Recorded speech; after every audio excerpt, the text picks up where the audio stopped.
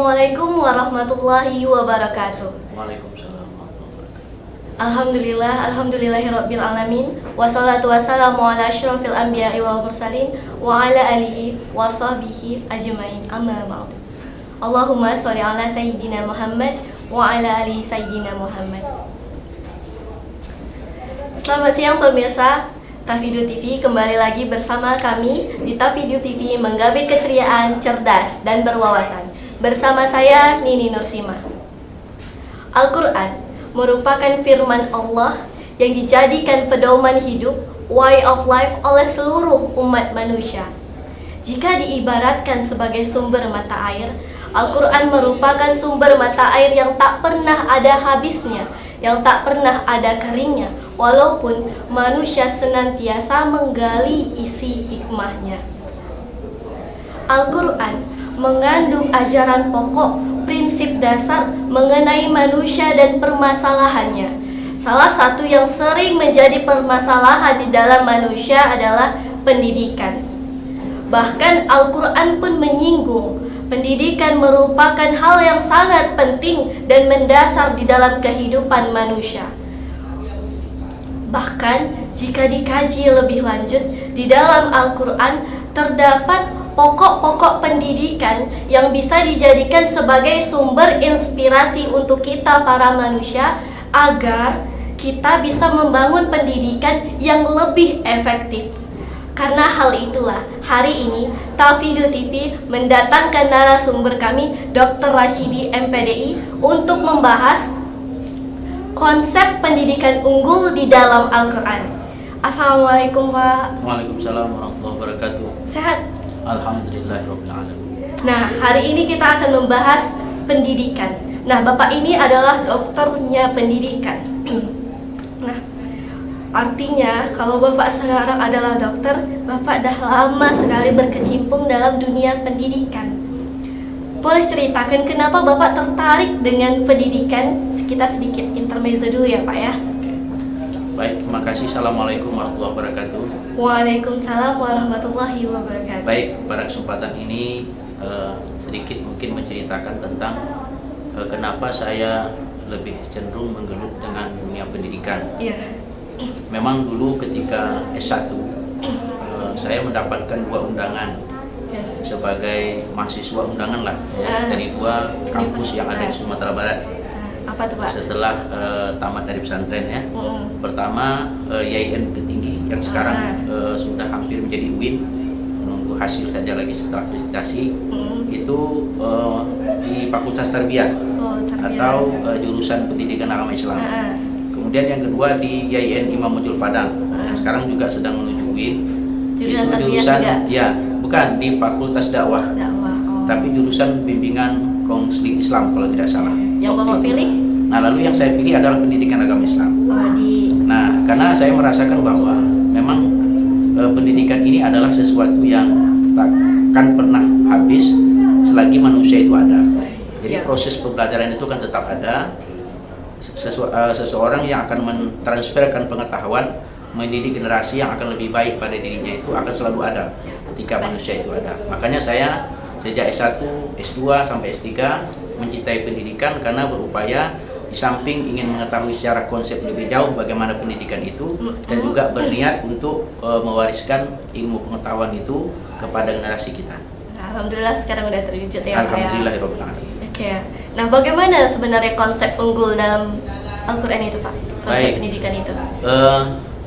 Tema ini kita tetapkan karena kita berkeyakinan bahwa Al-Quranul Karim sebagaimana Nusima sampaikan tadi itu ibaratkan sumber air, sumber mata air yang takkan pernah kering, ya, takkan pernah kering karena dia adalah sumber.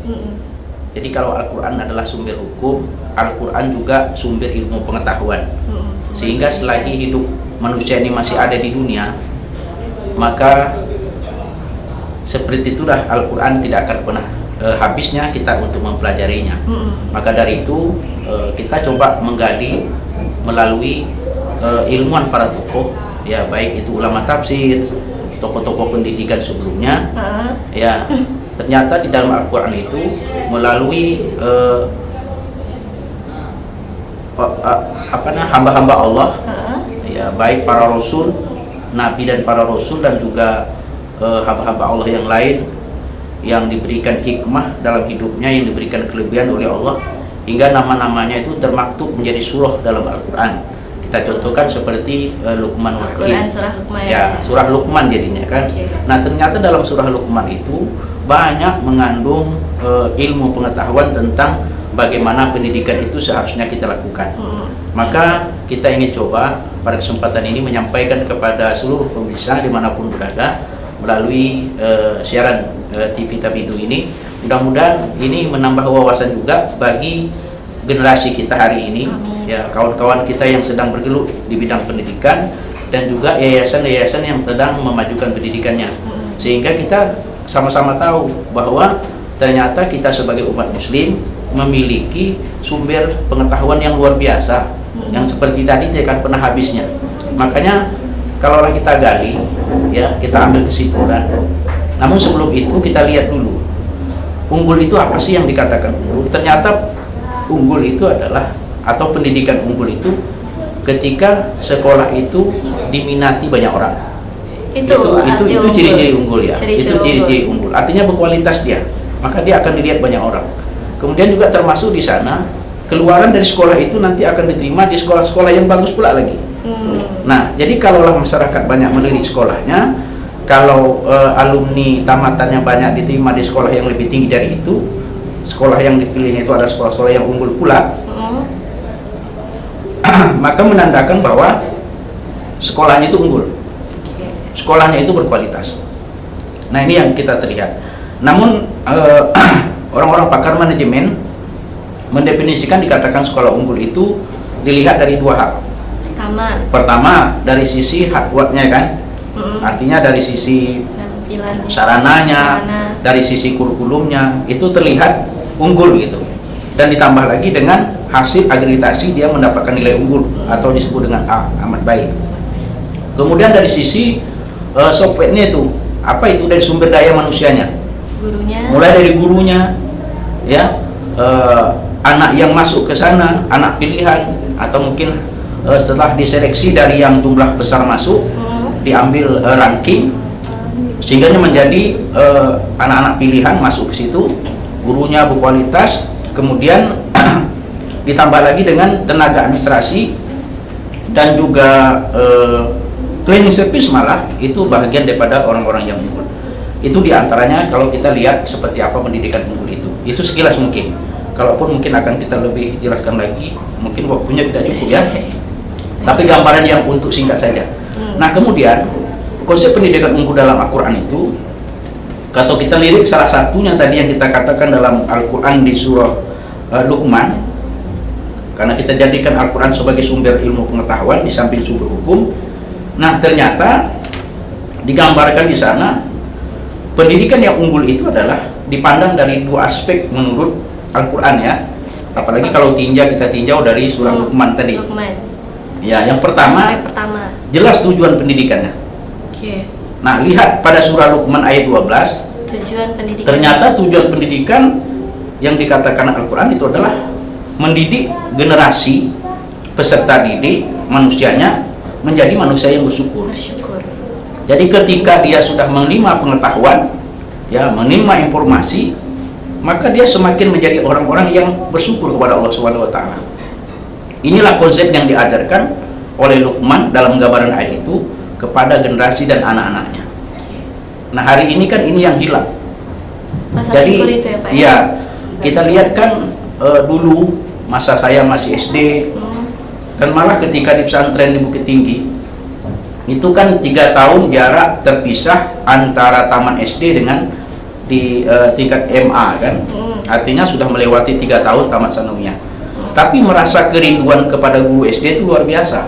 Jadi sesampai di kampung di saat Idul Fitri atau hari libur, itu kita kawan-kawan yang sekolah jauh itu selalu saja saling kontak, berbuat perjanjian untuk mengunjungi guru-guru SD tadi, ya, Pak, ya. Karena merasakan bahwa belum puas rasanya untuk mengucapkan terima kasih kepada guru yang telah mendidik kita itu. Nah, ternyata ini konsep Al-Quran, mendidik manusia generasi atau peserta didik itu menjadi manusia yang bersyukur. Ya kan, sampai hari ini pun saya merasakan Tapi generasi kita hari ini, ya belakangan ini justru ini sudah mulai menipis. Mungkin materi yang diajarkan atau karakteristik yang diwariskan itu mungkin tidak memunculkan lagi untuk bagaimana mewariskan peserta didik menjadi manusia yang bersyukur.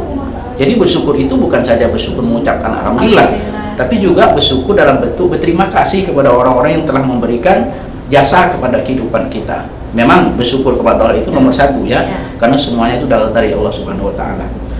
Kemudian yang kedua, saya melihat dari surah Luqman ini juga, ternyata pendidikan unggul itu dilihat dari sisi kurikulumnya. Ya. Jadi Al-Quran ada menunjukkan kurikulum. Ada menunjukkan kurikulum, tapi tidaklah disebut ya ayyuhalladzina amanu kurikulum. Tapi justru kalau kita gali ya dari makna kurikulum itu sendiri, kalau ada yang menerjemahkan tentang kumpulan mata pelajaran, kumpulan materi yang terstruktur, ya boleh aja itu yang maksud dengan kurikulum. Nah, kalau sebatas itu kita menerjemahkan kurikulum, maka kita menemukan dalam surah Luqman itu ya diantaranya adalah banyak menemukan materi-materi yang mesti kita ajarkan agar pendidikan unggul, generasi unggul itu akan muncul di kemudian hari. Itu. Apa itu? Nah, diantaranya adalah pertama terkait dengan tauhid. Kita lihat Luqman ya, Luqman menyatakan kepada anaknya, hai anak-anakku, ya kan, jangan kau menserikatkan Allah dengan sesuatu, karena la syirkul mu'azim. Karena syirik itu besar sekali. Syirik itu adalah dosa yang amat besar. Oleh karena itu, oleh Luqmanul Hakim mengajarkan kepada generasinya, anaknya, yang tergambar dalam surah Luqman itu adalah jangan sekali-kali mempersekutukan Allah. Oleh karena itu, pendidikan yang unggul itu adalah mengajarkan peserta didiknya, generasinya untuk tidak mempersekutukan Allah. Itu yang pertama ya Pak? Ya, itu yang pertama. Kemudian yang kedua, dari sisi ibadah. Dari sisi ibadah ini juga merupakan materi unggul ya, yang terdapat dalam kurikulum yang kita kata tadi. Aspek kedua dari pendidikan unggul itu adalah mewariskan pada generasi bagaimana menjadi manusia yang taat beribadah. Karena yang dimaksud dengan ibadah itu kalau diambil dari kata abadah, ya, abid atau ibad, itu kan sebenarnya salah satu arti dari abid atau ibad itu yang berakar dari abadah itu artinya budak. Jadi kita ini adalah harus menjadi hamba Allah lah. Jadi bagaimana proses pendidikan yang diwariskan kepada generasi itu menjadi generasi yang sadar akan diri bahwa ini adalah hamba Allah. Oke, jadi diri kita ya Pak ya? Iya. Saya pikir itu dulu sementara waktu. Oke, pemirsa Tafido TV, jangan kemana-mana, terus stay tune bersama kami di Tafido TV.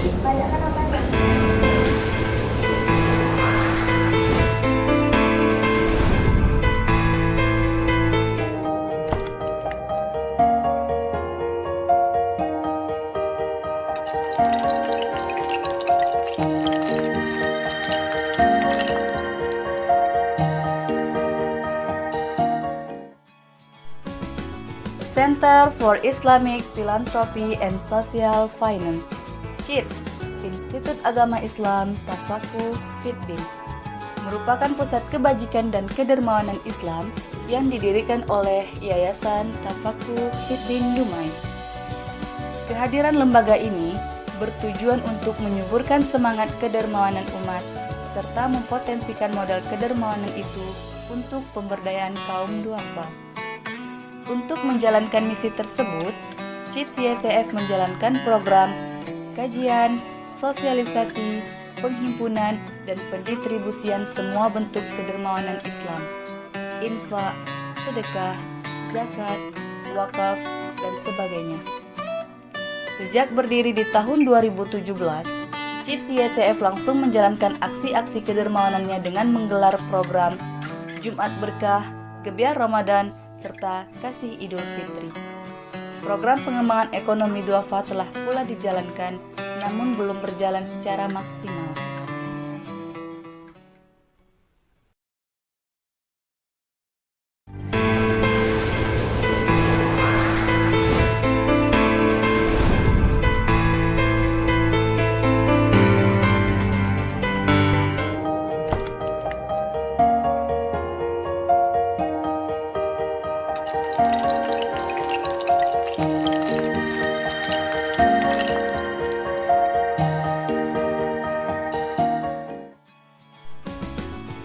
Center for Islamic Philanthropy and Social Finance, CIPS, Institut Agama Islam Tafakuh Fiddin, merupakan pusat kebajikan dan kedermawanan Islam yang didirikan oleh Yayasan Tafakuh Fiddin Dumai.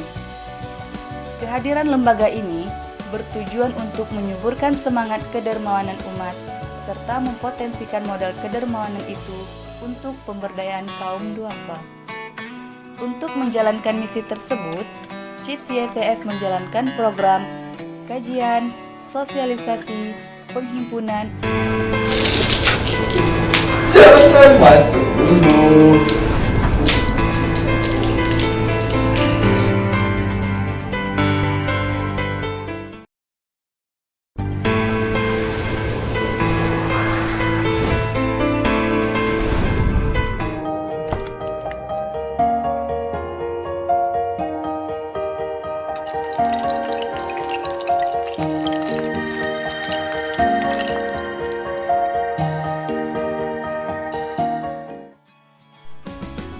Center for Islamic Philanthropy and Social Finance, CIPS, Institut Agama Islam Tafakuh Fiddin, merupakan pusat kebajikan dan kedermawanan Islam yang didirikan oleh Yayasan Tafakuh Fiddin Dumai.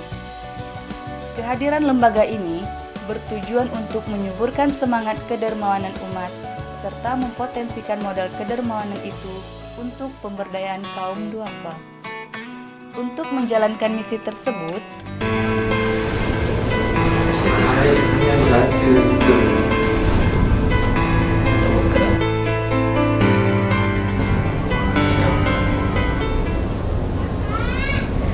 Kembali lagi bersama kami di Tafidu TV, menggabit keceriaan, cerdas, dan berwawasan.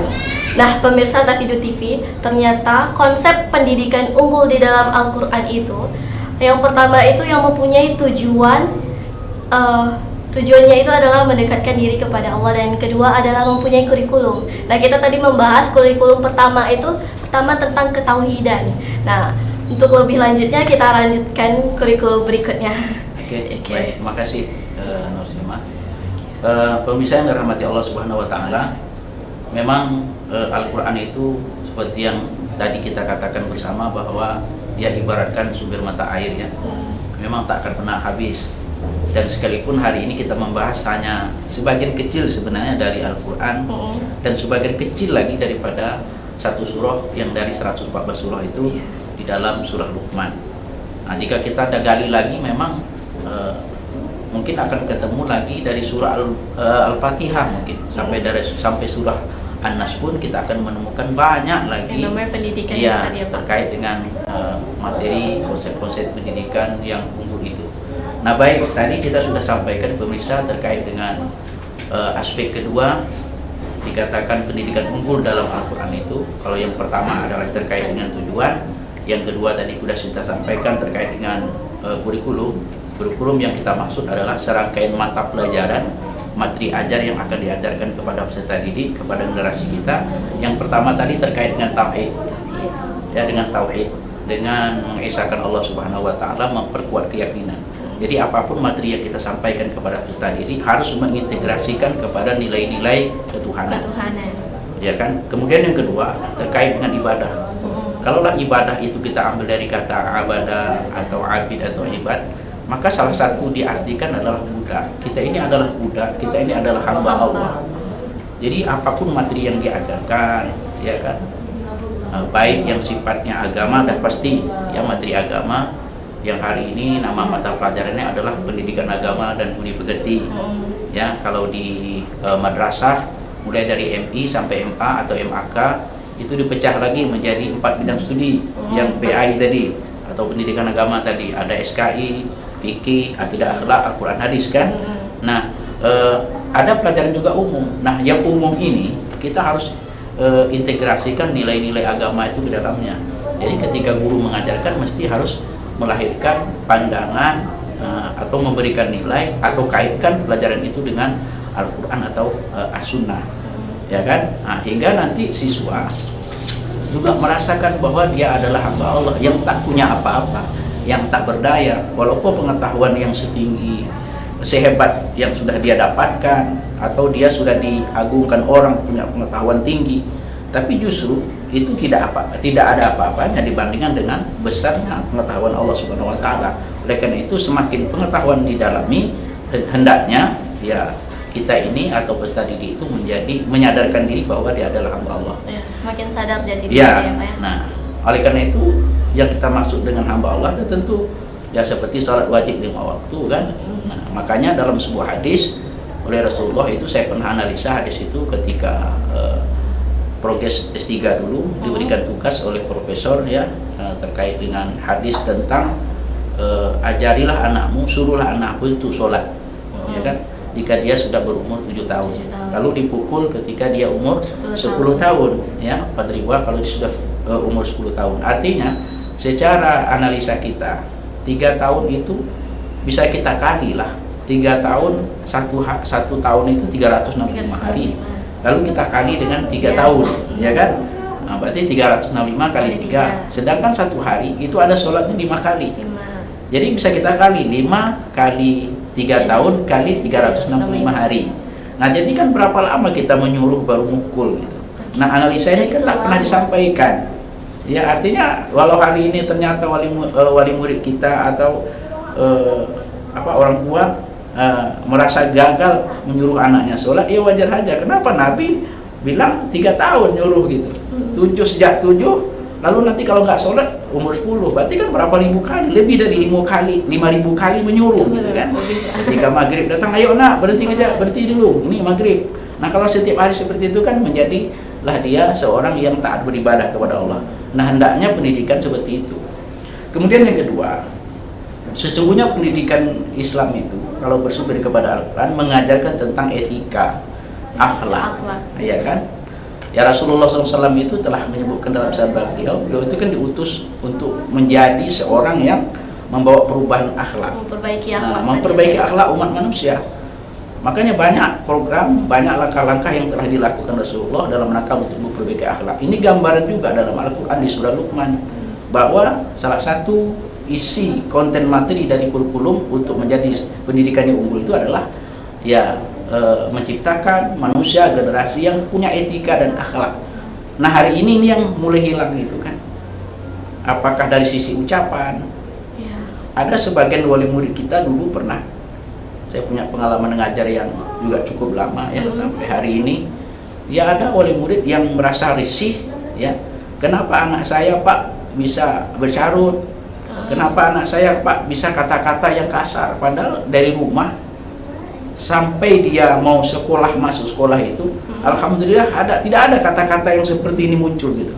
Jadi seolah-olah dia tidak mengatakan langsung, kenapa kok setelah sekolah anak saya bertambah jelek perkataannya, dia tidak mengatakan gitu, masih sopan dia menyampaikan gitu, kan. Nah, jadi kan menggambarkan bahwa ternyata sekolah tidak mampu menciptakan lebih baik daripada apa yang telah diajarkan di rumah. Nah, ini yang mungkin kalau tidak diperhatikan atau kalau kita tidak sepakat ya pendidikan Islam, lembaga pendidikan kembali kepada konsep Al-Quran untuk menerapkan materi-materi ini, maka kita akan kehilangan generasi yang berakal karimah. Kemudian yang keempat ya, itu terkait dengan mental. Nah, ternyata materi yang juga harus terkait, materi yang kita ajarkan di sekolah, mata pelajaran yang kita berikan kepada peserta didik itu harus terkait dengan bagaimana menciptakan mereka menjadi manusia yang punya mental. Kalau pemerintah sekarang aksinya apa namanya?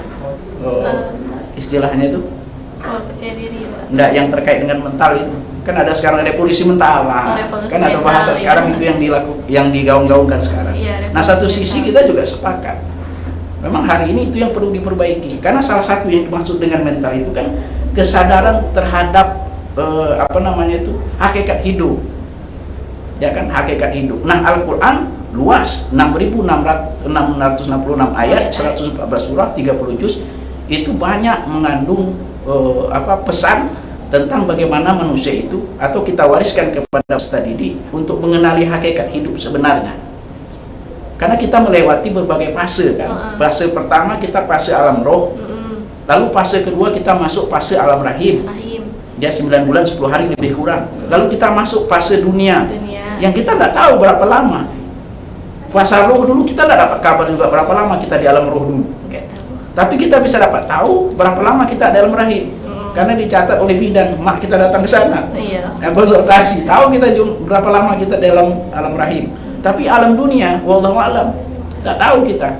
Tapi orang lain akan tahu kalau kita mati dulu dari orang. Oh, bapak ini meninggal pada umur 69. Tapi kita sendiri nggak tahu kita.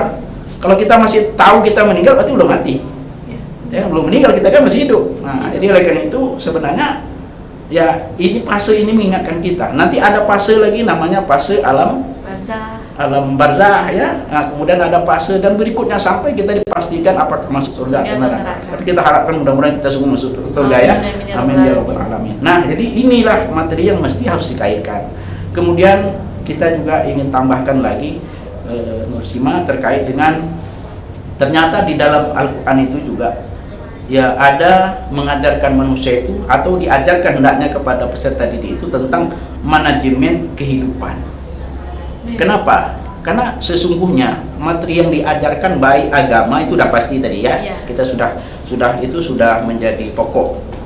Tapi kalau bilang dikatakan tambahan pelajaran umum seperti IPA ya, sains, IPS, sosial, matematika dan sebagainya itu sebenarnya harus kita kaitkan dengan adanya perencanaan kehidupan. Maka saya sering katakan begini, kalau belajar IPA, IPS, matematika, itu sebenarnya kita sedang mengenalkan bahwa kita sedang hidup dengan matematika. Ya itu sebenarnya. Jadi sekalipun kita tidak kenal akan matematika, sebenarnya kita sedang hidup dengan matematika. Kita hidup dengan IPS, kita sedang hidup dengan IPA, kita sedang hidup dengan karya, apakah karya tangan kita dan segala macam SPDB. Tapi kalau terkait dengan agama, itu mesti kita harus pelajari.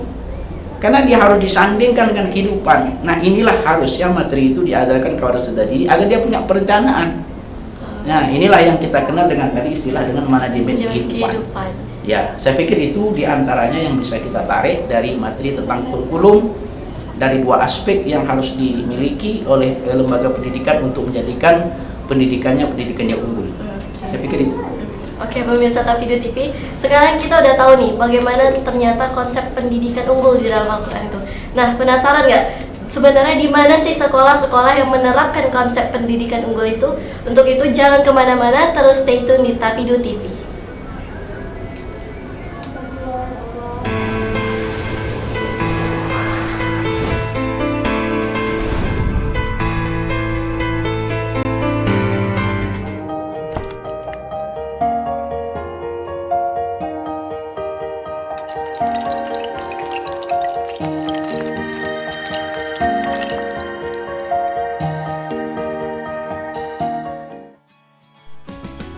Center for Islamic Philanthropy and Social Finance, CIPS, Institut Agama Islam Tafakuh Fiddin, merupakan pusat kebajikan dan kedermawanan Islam yang didirikan oleh Yayasan Tafakuh Fiddin Dumai.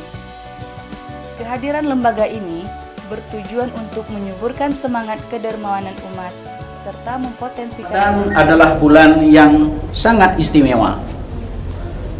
Salah satu keistimewaan Ramadan adalah diberi nama dengan Syahrul Quran, yakni bulannya Al-Quran.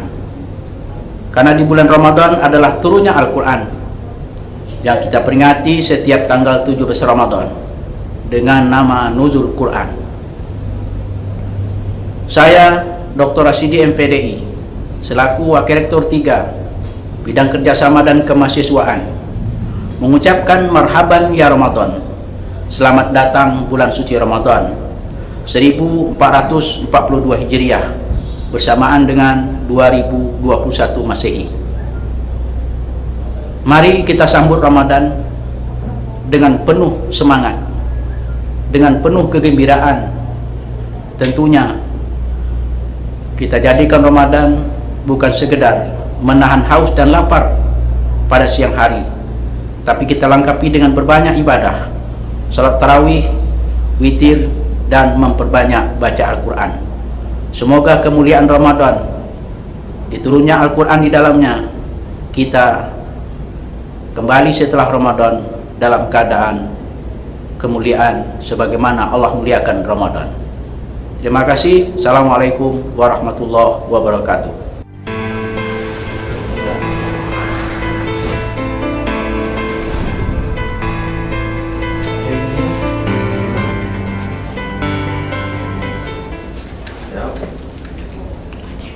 Kembali lagi bersama kami di Tafidu TV, menggamit keceriaan, cerdas, dan berwawasan. Nah, pemirsa Tafidu TV, kita udah tahu nih konsep unggul pendidikan itu seperti apa. Sekarang pertanyaannya, apakah ada sekolah-sekolah di Dumai yang menerapkan konsep pendidikan unggul itu? Bagaimana, Pak? Oke, baik, makasih. Sepertinya kita sudah sampai kepada punya alat ya, atau dia bilang tadi dia ada penghujung waktu, tapi kita sudah punya alat untuk meneropong ya, untuk melihat apakah ada pendidikan unggul itu menurut Al-Quran di Kota Dumai kan itu. Gitu. Nah, saya tinggal di Dumai sejak tahun 2005 dan pertama kali menjadi tenaga pendidik itu adalah di SDIT Jamiatul Muslimin. Waktu itu masih anak-anak kelas 5 SD, belum ada menamatkan. Setahun sudah setelah masuk di situ baru menamatkan. Nah, sekarang siswanya itu sudah lebih dari 1000. Nah, itu tempat pertama kali saya mengajar setelah meninggalkan pondok pesantren yang ada di Bukit Tinggi sebagai tenaga pengajar, masuk ke dunia SD. Jadi dari MA saya turun ke SD jadi guru. Dan terakhir menjadi kepala sekolah SDIT Muslimin. Nah, sampai sekarang saya juga masih PLT dari satu lembaga pendidikan. Jadi saya melihat memang kalaulah kita kaitkan konsep yang ada tadi kita cerita, itu kan bagian kecil. Bagian kecil, masih sedikit sesungguhnya kalau kita mau bongkar lagi tentang masalah konsep pendidikan unggul itu dalam Al-Quran. Nah, tapi kalau yang sekedar yang sedikit tadi yang sudah kita ceritakan, untuk kita lihat hari ini saya pikir belum ada ya, sesuai dengan apa yang kita maksud. Tapi paling tidak sudah ada sekolah-sekolah yang berupaya untuk menuju ke sana. Kenapa ya, belum ada? Ya, karena begini, kurikulum yang ditetapkan pemerintah atau bagaimana? Nah, mungkin itu salah satu, mungkin itu karena kita kan punya kurikulum yang hari ini disebut dengan kurikulum 2013 yang hanya memuat beberapa mata pelajaran. Kalau tingkat SD itu kalau tidak salah 7 mata pelajaran. Ya, satu diantaranya adalah pendidikan agama Islam. Nah, sedangkan 6 lain itu umum. Nah, untuk sekolah-sekolah yang umum mungkin itu sudah menjadi kebijakan pemerintah ya. Apapun yang akan dia lakukan, materi apa yang dia akan ajarkan, itu sudah ketentuan yang mungkin tak akan mungkin bergeser lagi. Paling tidak mungkin dengan istilah mereka belajar, mereka punya ruang untuk mengambil kebijakan-kebijakan tersendiri lah, yang tidak selalu bergantung pada pemerintah. Tapi ada sekolah yang berupaya tadi ya, Pak ya? Ya. Itu banyak menurut Bapak? Yang mana? Sekolah yang udah berupaya untuk menerapkan. Nah, yang sekolah berupaya itu ternyata hari ini ada sekolah yang berbasis Islam, seperti sekolah dasar Islam terpadu atau sekolah yang di bawah jaringan GSIT, jaringan sekolah Islam terpadu, yang dia memang punya konsep namanya integrasi kurikulum. Saya sudah beberapa kali ikut pelatihan kan, juga menganalisa kurikulum yang mereka buat. Sepertinya kalau sekolah pakai konsep ini ada upaya untuk mendekati konsep tadi itu yang kita ceritakan. Karena bagaimanapun Al-Quran ini harus menjadi sumber bagi ilmu pengetahuan, terutama di setiap jenjang pendidikan, hingga nanti ketika guru mengajar dia mampu mengkaitkan ayat-ayat Al-Quran ya, fakta-fakta yang sudah terjadi dikisahkan dalam Al-Quran itu, lalu disampaikan kepada siswa tentang bagaimana dia sekarang dan akan datang. Jadi sebenarnya pendidikan itu kan merubah ya, merubah dia. Bukan berarti hanya mewariskan pengetahuan dari tak tahu menjadi tahu, tapi justru ketika dia berbuat tadi, dia kan tak tahu. Lalu ketika dia sudah tahu, dia berubah. Nah, itulah yang inti dari pendidikan. Nah, tentu berubahnya seperti yang kita katakan tadi, yang dahulu dia tidak bertauhid, dia menjadi orang yang bertauhid. Nah, ya kan? Nah, dia tidak taat beribadah, menjadi orang yang taat beribadah. Setelah pengetahuan itu sampai, maka saya melihat ada upaya hari ini, ada sekolah yang mulai berangkat ke sana. Salah satu seperti sekolah-sekolah yang berbasis Islam, pondok-pondok pesantren yang sudah mulai membenahi diri untuk maju hingga tetap ya, berpedoman kepada Al-Quran dan Sunnah. Tapi kalau ingin melihat sesungguhnya apakah ada atau tidak seperti digambarkan kita tadi, seperti belum. Belum ada. Tapi ada upaya baru untuk menuju ke Berupaya. sana. Tapi ada kemungkinan suatu saat nanti pasti ada. Insya Allah. Tapi yang penting gini, catatannya adalah di samping tadi pedomannya kepada kepada aturan Islam, bersumber kepada aturan dan sunnah, pola dan caranya itu semuanya harus kembali ke sana. Walaupun memang kita ingin coba menggali teori-teori Barat yang hari ini juga tak kalah juga ya. Tapi bagaimana teori-teori itu kita hubungkan untuk kita pakai, lalu kita sandingkan dengan nilai-nilai Islami yang ada dalam Al-Quran dan Sunnah. Nah kemudian juga pendidikan itu bukan ada sebatas pada kurikulum saja, atau tadi kita sebut dengan tujuan.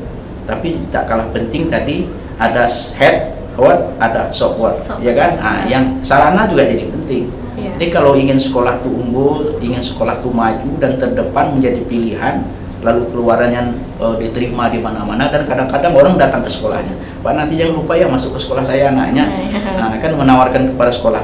Nah kalau lah sampai situ kan berarti unggulnya luar biasa. Iya. Nah maka dari itu mesti sarana-sarana juga menjadi penunjang untuk sekolah yang unggul itu. Ya, jadi perhatikan hardware dan softwarenya. Iya. Oke. Ada pesan nggak sih Pak untuk para pendidik di Kota Dumai ataupun kayak mahasiswa pendidikan seperti saya? Ya, baik. Memang seperti yang Nusima tanyakan ke saya tadi, kenapa Bapak lebih mencintai atau lebih berminat kepada pendidikan. Memang itu sudah menjadi jiwa kita, karena kita bersemangat untuk menjadi pendidik dan memberikan perubahan kepada lembaga pendidikan. Oleh karena itu, saya ingin berpesan kepada kawan-kawan guru dimanapun berada, jika kita adalah pendidik yang beragama Islam, seorang muslim atau muslimah, maka yang paling pokok bagi kita adalah jadikan diri kita teladan buat peserta didik kita. Mulai daripada cara kita berpakaian, baik ketika di sekolah, ya, ketika bergaul di masyarakat. Ini menjadi penting karena kita adalah figur bagi mereka. Kita harus menjadi uswah bagi peserta didik kita. Kemudian yang kedua, pengetahuan harus terus bertambah, dan terus gali dan cari pemahaman, dekati para alim ulama untuk mendapatkan bagaimana cara kita untuk mengkaitkan, mengintegrasikan pemahaman ilmu umum kita itu dengan nilai-nilai agama. Jangan lepaskan persoalan agama itu kepada guru agama di sekolah saja, tapi justru ketika kita menjadi wali kelas, jadilah orang tua dari anak-anak itu sendiri di sekolah. Kemudian yang kedua, apapun materi yang kita ajarkan, umum sekalipun, mesti harus kita kaitkan nilai-nilai agama yang bersumber kepada Al-Quran dan Sunnah, karena kita juga semuanya adalah merupakan khalifah Allah di muka bumi. Kemudian kepada mahasiswa yang masih belajar, ya, teruslah belajar, jangan pernah berhenti, karena kita punya sumber yang takkan pernah habis, yang tak kena, kalau bahasa orang Sumatera Barat, yang tak lapuk kena hujan, yang tak lekang kena panas. Itulah Al-Quranul Karim yang dijamin oleh Rasulullah tidak akan sesat hidup selama-lamanya jika bertegang teguh kepada keduanya, yakni Al-Quran dan Sunnah. Nah itu mungkin jadi pesan kita terakhir pada hari ini. Tapi yang kedua, ini bukanlah sudah menjadi konsep utuh ya, tapi ini gambaran kecil yang dapat kita gali, yang dapat kita sampaikan pada waktu yang singkat ini. Dan silakan kembali lagi nanti kepada Al-Quran dan Sunnah, gali terus ya, temuilah para tokoh-tokoh pendidikan Islam yang punya wawasan, hingga kita mendapatkan konsep-konsep baru untuk kemajuan pendidikan kita di masa depan. Oke. Itu saja mungkin. Baik Pak, terima kasih Pak. Nah pemirsa Tafidu TV, konsep pendidikan unggul di dalam Al-Quran pada dasarnya mengenalkan kita manusia dengan jati diri kita dan menjalankan fungsi kehidupan kita sesuai dengan jati diri kita tadi. Pada dasarnya, konsep pendidikan unggul dalam Al-Quran juga mengembangkan seluruh potensi yang ada di manusia, baik itu potensi kecerdasan spiritual, potensi kecerdasan emosional, dan juga potensi kecerdasan kognitif. Konsep pendidikan Al-Quran juga mengajarkan kepada kita harus sesuai dengan tujuan dan kurikulum yang ada di dalam Al-Quran. Dengan demikian, kita sebagai manusia bisa optimal menjalankan kehidupan agar dapat meraih kebahagiaan di dunia dan akhirat. Sekian dari kami, Tafidu TV. Saya Nini Nursima, mohon pamit undur diri. Mohon maaf atas segala kesilapan. Wabillahi taufiq walhidayah. Wassalamualaikum warahmatullahi wabarakatuh. Terima kasih Pak.